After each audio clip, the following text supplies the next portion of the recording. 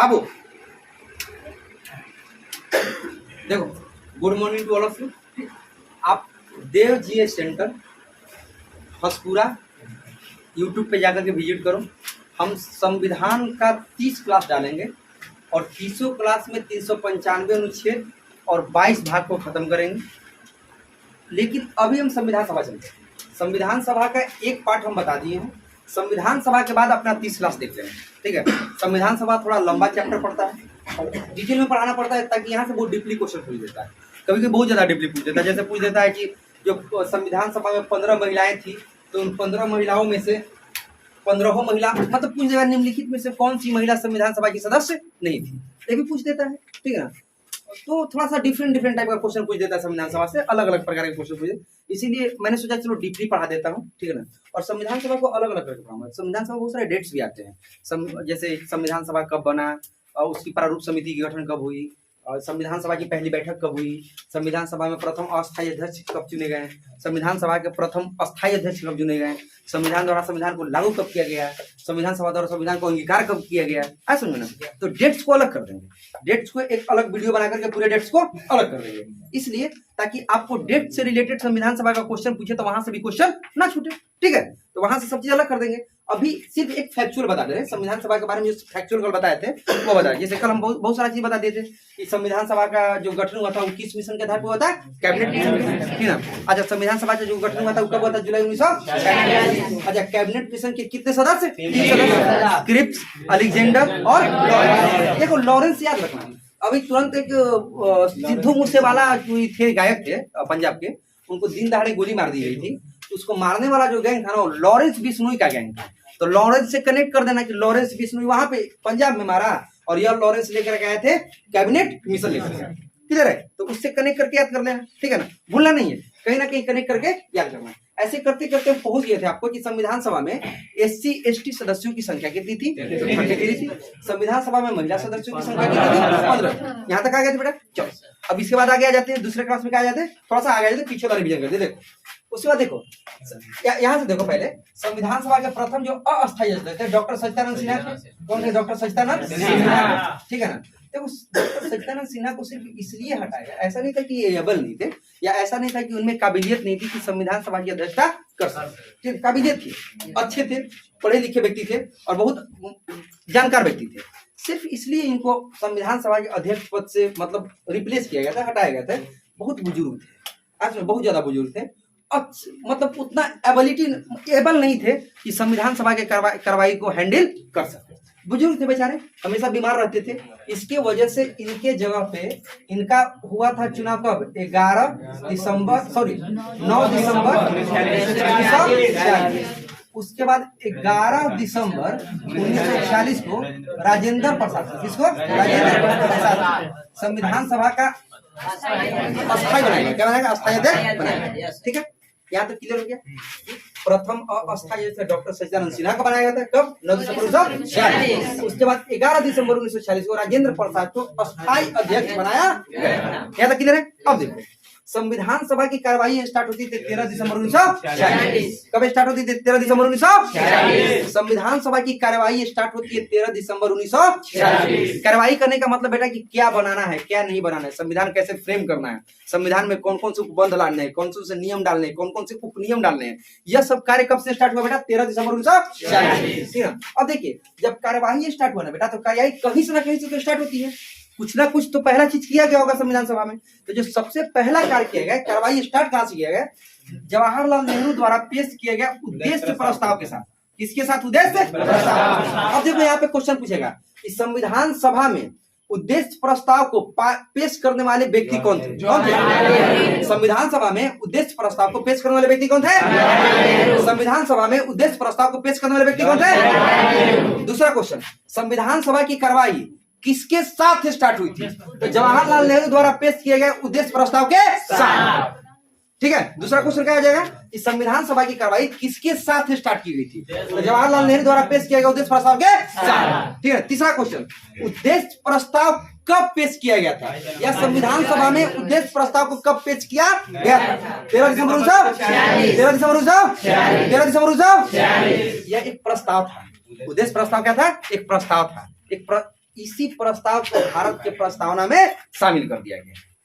समझे ना, हम भारत के लोग with the people of India, जो प्रस्तावना है इसी उद्देश्य प्रस्ताव को कहां शामिल कर दिया गया, भारत के प्रस्तावना में। वो भी हम आगे चले, ठीक है ना। अब देखो ध्यान से बेटा, उद्देश्य प्रस्ताव किसके द्वारा पेश किया गया था, जवाहरलाल नेहरू। क्लियर हो गया, कोई दिक्कत। संविधान सभा की जो कार्रवाई स्टार्ट हुई थी वो जवाहरलाल नेहरू द्वारा पेश किया गया उद्देश्य प्रस्ताव के साथ।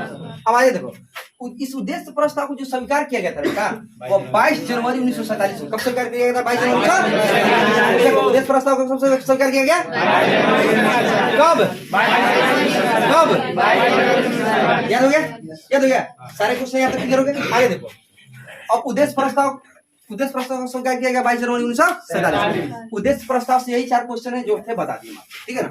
अब आगे देखो, अब आगे संविधान का प्रारूप तैयार किया गया। संविधान का क्या तैयार किया गया, प्रारूप का मतलब होता है बेटा स्वरूप, प्रारूप का मतलब होता है फ्रेम। क्या होता है, फ्रेम। फ्रेम का कहने का मतलब होता है बेटा, ऐसे समझो, सिंपल सा समझो कि प्रारूप क्या होता है। मान लो कि तुम घर बनाते हो ना, सपोज करो कि हमको घर बनाना है, तो घर बनाना तो स्ट्रक्चर चाहिए, ये रूम यहाँ, पूजा रूम यहाँ होगा, किचन रूम यहाँ होगा, बाथरूम वहाँ होगा, मेरा डाइनिंग हॉल यहाँ होगा, मेरा बेडरूम वहाँ होगा, ऐसे होता है ना।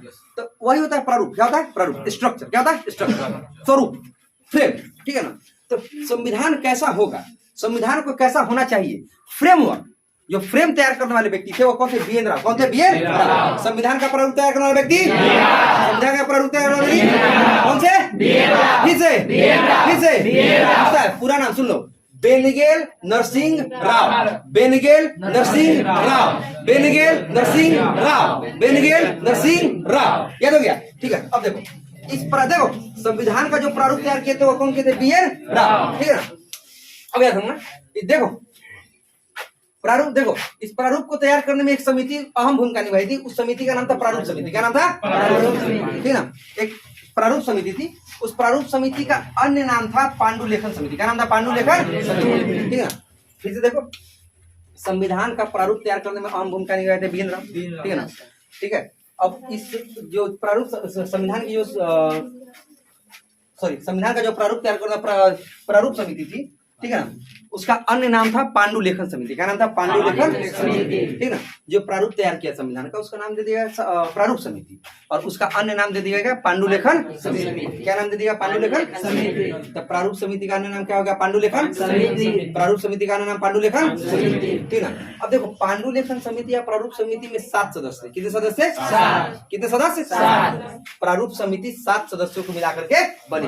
पहले व्यक्ति थे बी आर अम्बेडकर, दूसरे व्यक्ति थे एन गोपाल स्वामी अयंगर, तीसरे व्यक्ति थे कृष्णा स्वामी अय्यर, चौथे व्यक्ति थे के एम मुंशी। कौन थे, के एम मुंशी। 5वें व्यक्ति थे सैयद मोहम्मद सादुल्लाह, 6ठा थे एन माधव राव, और 7वां थे डीपी। किधर है, देखो याद करने का तरीका हम बता देते, सिंपल तरीका, तुरंत याद हो जाएगा, ठीक है ना।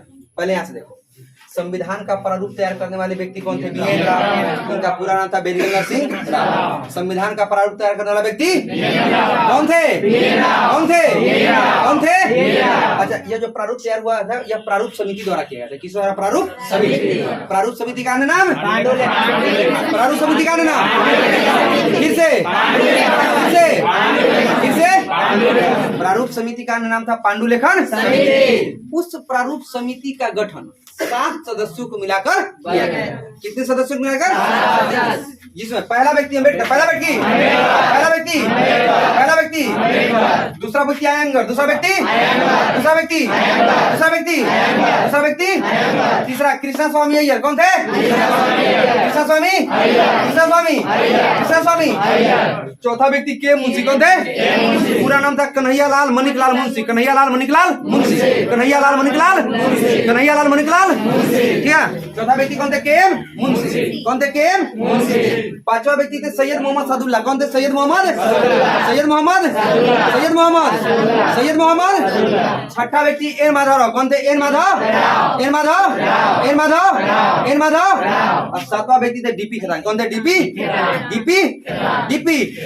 पहला अम्बेडकर, पहला। दूसरा अयंगर, दूसरा। तीसरा कृष्णा स्वामी अय्यर। तीसरा। चौथा। 5वां सैयद मोहम्मद सादुल्लाह। चलो सैयद सादुल्ला। कौन थे? सैयद सैयद सैयद सैयद। छठा व्यक्ति थे एन माधवराव। कौन थे? कौन कौन? फिर से सातवां डीपी खेदान। कौन थे? कौन थे? अब देखो यहाँ पे, देखो जो एन माधवराव थे ना बेटा, जो एन माधवराव यहाँ पे आए थे वो शुरू में यहाँ पे नहीं थे, ठीक ना? देखो हालांकि एन माधवराव जो प्रारूप समिति में आए थे वो आए थे बीएल मित्र के स्थान पे। किसके स्थान पे आए थे? बीएल। अब क्वेश्चन पूछेगा कि प्रारूप समिति में एन माधवराव का चयन किसके स्थान पे किया गया था? बीएल। किसे? बीएल मित्र के स्थान पे, ठीक है ना? एन माधवराव का सिलेक्शन किसके स्थान पे किया था? बीएल मित्र। किसके स्थान पे? बीएल मित्र, ठीक ना? अब एक व्यक्ति इसमें से मर गए थे, डीपी खेतान। कौन मर गए थे? डीपी खेतान। प्रारूप समिति जब तक अपना रिपोर्ट सौंपती तब तक यह डीपी खेतान क्या हो गए थे? मर गए थे, ठीक ना? अभी बता रहे प्रारूप समिति ने रिपोर्ट कब सौंपी थी, ठीक ना? तो इसमें एक व्यक्ति की मृत्यु हुई जिनका नाम था डीपी खेतान। तो इस डीपी खेतान के बाद आए थे टीटी कृष्णमाचारी। कौन आए थे? टीटी कृष्णमाचारी। कृष्णमाचारी क्या हो रहा है? कृष्णमाचारी। कृष्णमाचारी। देखो एन माधवराव किसके स्थान पे आए थे? फिर से बीएल मित्र। फिर से किसके स्थान पे? किसके स्थान? किसके स्थान पे? किसके स्थान पे? डीपी खेतान की मृत्यु के बाद कौन आए थे? कौन आए थे? सिर्फ कृष्णमाचारी बोलो, याद रहेगा। टीटी सब, टीटी को कोई भूल सकता है? ट्रेन में घुस जाओ, भूल जाओगे टीटी को। ससुरा ढूंढते चलता है कि स्टूडेंट किधर मिला, और स्टूडेंटों को देखते चलता है कि स्टूडेंट किधर है। और स्टूडेंटों देखो भागुर लोग टीटी से डरा जाता है, ऐसा लगता है जैसे कोई क्राइम किया है। अरे नहीं टिकट है तो सीना टाइट करके कहो कि टिकट नहीं है, क्या करिएगा? हाँ सीधा बोलो कि टिकट नहीं है, क्या करिएगा? तो बोलेगा फाइन दो, बोला पैसा नहीं है, क्या करिएगा? है ना? सीधा बोलो टिकट नहीं है, क्या करिएगा? बोला फाइन दो, बोला पैसा नहीं है, क्या करिएगा? अब आजकल पैसा कैश कौन रखता है? हो सब कुछ फोन पे गूगल पे में रखता है। 10, 20, 50 रख टेम्पू के भाड़ा, अब बिना पैसा के यात्रा करो। सुनो, अब ज्यादा तंग करे तो बोला कि देखिए सर आज हम चल रहे हैं, एक दिन आप भी चले होंगे बिना टिकट के। जन्मे से टीटी नहीं बन गए, टीटी बन गए ना आए थे, टीटी बन गए। टीटी बन के नहीं आएंगे, नहीं आएंगे टीटी बन करके, टीटी बन के आए होंगे, नहीं आएंगे। सुनिए ना, तो टीटी से डरने की आवश्यकता नहीं है। और कौन थे? टीटी कृष्णम्मा। किसके जगह पे? किसके जगह पे? याद हो गए? डीपी खेतान के जगह पे कौन थे? अच्छा एन माधवराव के जगह पे कौन आए थे? कौन आए थे? बीएल। कौन आए थे? अब देखो यह जो प्रारूप समिति का गठन हुआ था, देखो वह अपना रिपोर्ट सौंपा था 21 फरवरी 1900। प्रारूप समिति फ्रेमवर्क कर रहा था तो अपना रिपोर्ट सौंपेगा ना बेटा। तो संविधान का जो प्रारूप कैसा होगा, संविधान का फ्रेम कैसा होगा, यह रिपोर्ट कब सौंपा था? 21 फरवरी 1900। अब क्वेश्चन पूछेगा क्या कि प्रारूप समिति ने अपनी रिपोर्ट कब सौंपी थी? कब सौंपी थी? 21 फरवरी 1900। 21 फरवरी 1900। 21 फरवरी 1900। 21 फरवरी 1900। अच्छा प्रारूप समिति ने अपना रिपोर्ट किसके समक्ष पेश किया था? किसके समक्ष? किसके समक्ष? किसके समक्ष? याद हो गया? यहाँ तक क्लियर हो गया? यहाँ तक कोई दिक्कत? अगर यहाँ तक कोई दिक्कत हो तो बोलो, ठीक है? कोई दिक्कत नहीं ना? किधर है? अब देखो यहाँ के बाद हम डेट बता देंगे। क्या बताएंगे? डेट के लिए हम अलग अलग बना देते हैं तुम लोग के लिए, ठीक ना? ताकि डेट वाला बहुत पूछता है, संविधान कब लागू हुआ, संविधान कब अंगीकृत किया गया, संविधान सभा का गठन कब हुआ, बहुत तरह का डेट पूछता है, ठीक ना? तो डेट वाला थोड़ा सा हम अलग कर देते हैं, ठीक ना? चलो दूसरा देख लो, दूसरा में आ जाए, ठीक है?